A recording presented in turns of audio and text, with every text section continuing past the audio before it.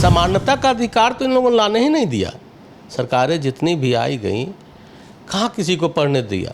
नहीं चाहता है कि लोग पढ़े, गरीब गुरबा, तब ना उनका झंडा ढोएगा, जय श्री राम करेगा, हिंदू मुसलमान करेगा। तो ये बताइए कि एक तरफ 5 किलो अनाज और दूसरे तरफ गरीबों का वो जो अनाज का पैसा बचा उससे 3 गुना पैसा इन लोगों ने पेट्रोल, डीजल और कपड़ा लत्ता और इसके नाम पर ले लिए। आपके यहाँ आवेदन तो नहीं दिए थे कि हमको काम मत दीजिए, फ्री में अनाज दीजिए, और सिर्फ 5 किलो अनाज दे करके 110 रुपये पेट्रोल बेच रहे हैं। ये तो रोज़गार की बात तो करते नहीं हैं।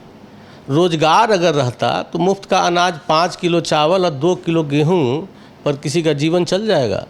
ये लोग चाहते हैं कि इसी तरह से मूर्ख लोग रहे और 2 किलो 5 किलो अनाज दे करके और सत्ता में हम बने रहे। हमारे लोग अब इतना जग गए हैं कि इनको 24 में 25 में दोनों जगह पटकनी दे करके ऐसा सबक सिखाएंगे कि ये लोग देखते रह जाएंगे। ये कभी सोचे नहीं होंगे झूठ का काट का गाड़ी कितना दिन चलेगा। हमारी चिंता ये नहीं है कि प्रधानमंत्री कौन होंगे, हमारी चिंता है कि ये झूठ वाली सरकार इस 24 में ना आए। नमस्कार, आप देख रहे हैं आरजेडी न्यूज़। मैं हूं योगेश चक्रवर्ती। आरजेडी पंचायत गांव स्तर तक अंबेडकर के विचारों को पहुंचाने में जुटी है। इसी के तहत कई तरह के कार्यक्रम फ़िलहाल अनुमंडल स्तर पर, उसके बाद जिला स्तर पर, उसके बाद पंचायत और गांव स्तर तक करने की योजना है। इसी कड़ी में आरजेडी के तमाम वरिष्ठ नेताओं को जिम्मेदारी दी गई है कार्यक्रम करने की, और हमारे साथ इस वक्त हैं आरजेडी के राष्ट्रीय महासचिव बीनू यादव जी। इन्हें भी जिम्मेदारी मिली है। आइए इनसे बात करते हैं। अंबेडकर साहब के विचारों को आप लोग को मिली है जिम्मेदारी गांव स्तर तक पहुंचाने की, तो क्या है पूरा कार्यक्रम, किस तरह का है? देखिए जोगेश जी, पहले तो इन बातों को समझना पड़ेगा कि आज हम लोगों को इसकी ज़रूरत क्यों पड़ी है। जिस तरह से भारतीय जनता पार्टी के लोग देश भर में और भारतीय संविधान में जिस तरह का भेदभाव छेड़छाड़ करना चाह रहे हैं, और जो हमारे नई पीढ़ी है, जो हमारा संविधान है, अगर उसको ये लोग छेड़छाड़ करके उसको कुछ हटा देंगे, कुछ पन्नों को, या बदलना चाहेंगे, तो हम लोग चाहते हैं कि जो हमारी नई पीढ़ी है, जो गांव में गिराज में जो इन बातों को अभी तक नहीं समझ पाए हैं, उन तक जा कर के चर्चा करें कि भाई बाबा साहब का संविधान में क्या, आज बाबा साहब के संविधान के कारण ही जो गरीब से लेकर के अमीर लोग लोकसभा, विधानसभा सब जगह चले जाते हैं। नौकरी में आरक्षण का प्रावधान है उन्हीं संविधान के तहत। तो इसको ये लोग मिटाना चाहता है। हमारे नेता आदरणीय लालू यादव ने जब 2013 में कहे थे, 14 में, कि इनसे होशियार हो जाओ, अब संविधान की पर खतरे की बारी है, देश को तोड़ना चाहते हैं। तो हम लोग, अब मीडिया के लोग हम लोगों की बातों को नहीं पहुंचा पा रहे हैं सही ढंग से, झूठ और आडंबर दिखा करके उन लोगों को ही प्रोत्साहित कर रहे हैं। तो हमारा कहना था कि हम लोग सामाजिक न्याय के लोग, समाजवादी लोग, जितने भी लोग थे, हम लोगों ने बीड़ा उठाया कि हम लोगों की बात अगर प्रेस के माध्यम से नहीं अगर लोगों तक पहुंचती है तो हम लोग क्यों न गांव के पगडंडी की तरफ बढ़ें। और इसी के तहत हम लोग अभी अनुमंडल स्तर पर कार्यक्रम करने जा रहे हैं, फिर ब्लॉक में करेंगे, फिर गांव के पगडंडी तक जाएंगे हम लोग। हमारी पार्टी का यही निर्णय हुआ है कि हमारी बात जो है मीडिया के लोग नहीं पहुंचने दे रहे हैं गांव तक, तो स्वयं हम लोग जाएंगे और वहीं से अपना शंखनाद फूकेंगे इनके खिलाफ। और हम लोग तो सच्चाई बताने जा रहे हैं कि हमारे संविधान के साथ जो इन्होंने छेड़छाड़ किया, आरक्षण समाप्त करने की बात की, नौकरी ख़त्म करने की बात की, उसके लिए हम लोग गांव में जा रहे हैं। जी जी। गांव में आजकल एक ट्रेंड चला है, कहा जा रहा है कि गांव में, हर गांव में, बिहार के हर गांव में, सुदूर स्थित गांव तक में शिव चर्चा होता है। कहा जा रहा है कि ये आरएसएस प्रायोजित है, और ख़ास करके शिव चर्चा जो है वो दलित पिछड़े कम्युनिटी में होता है। तो क्या इसके काट के तौर पर भी आप लोग जो है अंबेडकर जी के सिद्धांतों को, नीतियों को, उनके किए गए कामों को पहुंचाना चाह रहे हैं?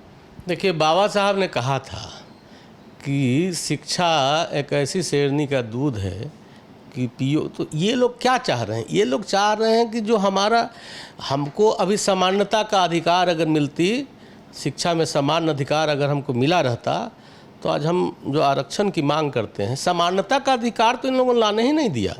सरकारें जितनी भी आई गई, कहाँ किसी को पढ़ने दिया? नहीं चाहता है कि लोग पढ़े, गरीब गुरबा, तब ना उनका झंडा ढोएगा, जय श्री राम करेगा, हिंदू मुसलमान करेगा। तो हमारे लोग, जब बाबा साहब ने कहा था कि पढ़ो लिखो, ये लोग जो व्यवस्था बनाए, ये मनुवादी व्यवस्था के तहत गरीबों को रखे हैं, उसमें छेड़छाड़ किए हैं, भेदभाव किए हैं। हम लोगों के बच्चों को कभी नहीं चाहते हैं कि उच्च शिक्षा मिले। तो हम लोग चाहते हैं कि इन बातों को लोगों को समझाएं कि भाई हमारी लड़ाई जो है, हमारी लड़ाई शिक्षा के कारण कमज़ोर पड़ जाती है। हमारे लोग आज राम का मुद्दा इनके पास ख़त्म हो गया, तो भीतर में पीछे से वो शिव चर्चा पर इन लोग महिलाओं को, सब हमारे यहाँ भोली भाली महिलाएं होती है, उनको शिव जी के प्रति कर दिया। ठीक है, धर्म की बात है, धर्म में कोई छेड़छाड़, हम लोग बदलाव भी नहीं चाहते हैं, वो आस्था का विषय है। लेकिन जिस तरह से ये लोग उसको बरगला करके और इन बातों को फैला रहे हैं, हमको कहाँ कह रहे हैं कि आप बढ़िया स्कूल में जाके अपने बच्चों को भेजिए पढ़ने के लिए? जो व्यवस्था था उसको चौपट कर दिए हैं ये लोग। हम लोग चाहते हैं कि हमारे समाज के लोग पढ़े लिखे। हमको जब बुद्धि होगी तो हमको जो इच्छा होगा करेंगे। जी जी जी, एक चीज़ बताइए कि जिस तरह से मोदी सरकार को लेकर के, बीजेपी सरकार को लेकर के आप लोग हमलावर रहते हैं, लेकिन मोदी सरकार कहती है कि हम दलित और पिछड़ों के लिए काम कर रहे हैं। खास करके वो अंत्योदय योजना के बारे में गिनाते हैं कि हम दलितों को मुफ्त में अनाज दे रहे हैं और इसका बहुत ज़बरदस्त इम्पैक्ट भी है। तो इन सब चीज़ों से कैसे लड़ेंगे आप लोग? देखिए, अब ये कह रहे हैं कि हम अनाज दे रहे हैं और कहते हैं कि 80 करोड़ लोगों को हम अनाज दे रहे हैं मुफ्त में। तो आप बताइए कि अगर रोज़गार रहता आपके पास, रोज़गार की बात तो करते नहीं हैं। रोज़गार अगर रहता तो मुफ्त का अनाज 5 किलो चावल और 2 किलो गेहूं पर किसी का जीवन चल जाएगा। ये लोग चाहते हैं कि इसी तरह से मूर्ख लोग रहे और 2 किलो 5 किलो अनाज दे करके और सत्ता में हम बने रहें। हमको रोज़गार दीजिए ना। हम कहाँ कह रहे हैं कि हम आपके यहाँ आवेदन तो नहीं दिए थे कि हमको काम मत दीजिए, फ्री में अनाज दीजिए। और सिर्फ 5 किलो अनाज दे करके 110 रुपये पेट्रोल बेच रहे हैं। ये डीजल महंगा कर दिए, गैस 1250 रुपया में बेच रहे हैं, 1250 रुपया में।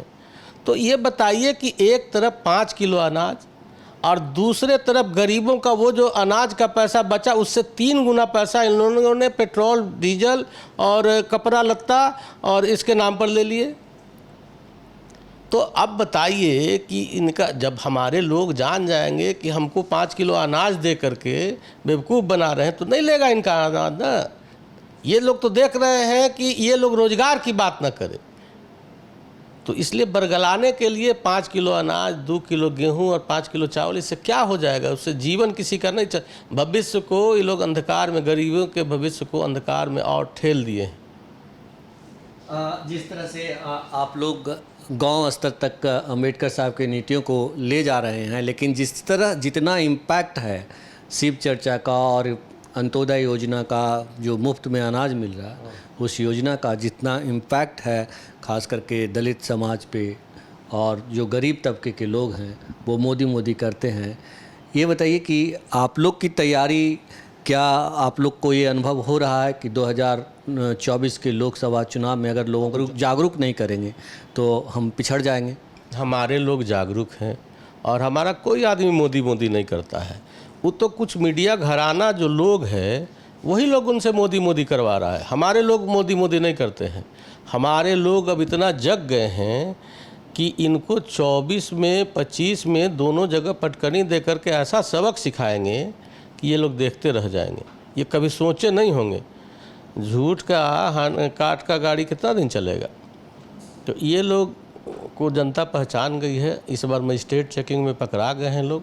हम लोग तो अपने लोगों को कहने जा रहे हैं कि ये लोग जो वादा किए आपके साथ 10 वर्षों में, आपके साथ हुआ, 15 लाख रुपया मिला, 2 करोड़ नौकरी मिली, जो नौकरी का था उस सब को बेच दिए। तो हम लोग तो अपने लोगों को बीच में जो जाएंगे वो बताएंगे कि आपको बरगला करके ये 10 साल बुर्बक बनाए हैं, अब समय आ गया है कि इनका हिसाब चुकाइए। अभी पिछले 6 महीनों से तकरीबन आप लोग की सरकार है बिहार में, नीतीश जी के साथ हैं आप लोग, लेकिन बीजेपी के तमाम नेता कहते हैं चाचा भतीजा की जोड़ी 30 साल में बिहार को बर्बाद कर दिया, और वो अपने जो उनका साथ रहा नीतीश जी का, वो कभी उसका बखान नहीं करते और ये दावा करते हैं कि आने वाले 2024 के लोकसभा चुनाव में 40 की 40 सीटें और विधानसभा में बीजेपी की सरकार होगी, और इसके लिए तमाम कवायद किए जा रहे हैं। आप लोग इस मुकाबले के लिए तैयार हैं या कुछ कर रहे हैं, तैयारी है? मुकाबला हमारा कहाँ है उनसे, वो हमारे मुकाबले में कहीं है नहीं। हमारे लोग कुछ दिन गुमराह हो गए थे, भ्रम की जाल में फंस गए थे, अब उस भ्रम से ये लोग दूर हो गए। अब ये कह रहे हैं कि चाचा भतीजा का सरकार, 17 साल तो उस सरकार में आप भी लाभ उठाए हैं। आप एक उपलब्धि बता दीजिए, आज उपलब्धि बताएं ना कि सरकार नीतीश कुमार जब चला रहे थे तो नीतीश कुमार के ही रोड मैप पर इन लोगों ने भी काम किया। आज तेजस्वी यादव जी भी नीतीश कुमार के रोड मैप पर काम कर रहे हैं, तो आज इनको बुरा क्यों लग रहा है?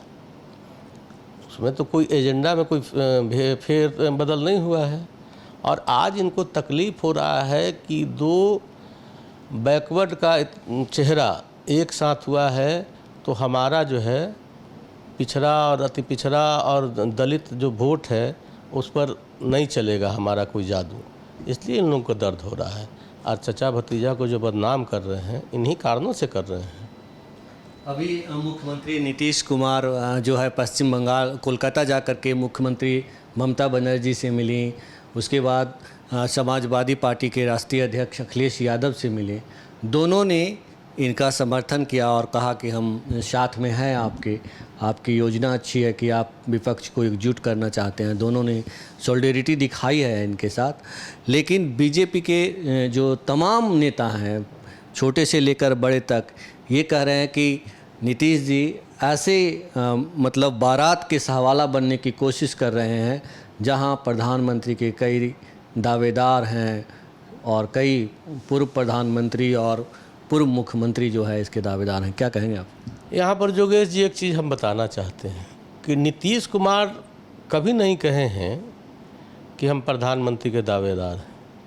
उनका संकल्प है कि देश में जो झूठा सरकार है उसको किसी तरह, जो इतना 10 साल तक जनता को बेवकूफ़ बना करके और 10 साल में देश के जितने भी कल कारखाने थे, रेलवे थे, सबको इन्होंने निजी हाथों में बेचने का काम किया है, उसको रोकें। हमारी चिंता ये नहीं है कि प्रधानमंत्री कौन होंगे, हमारी चिंता है कि ये झूठ वाली सरकार इस 24 में ना आए।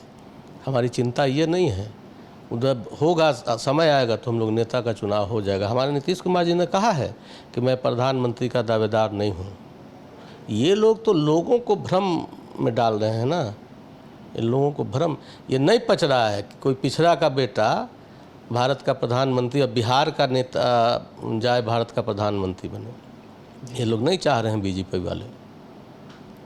तो ये थे आरजेडी के राष्ट्रीय महासचिव बीनू यादव, जिनका कहना था कि पिछड़े का बेटा प्रधानमंत्री बने, ये बीजेपी नेताओं को गवारा नहीं और इसीलिए ये अनर्गल आलाप कर रहे हैं।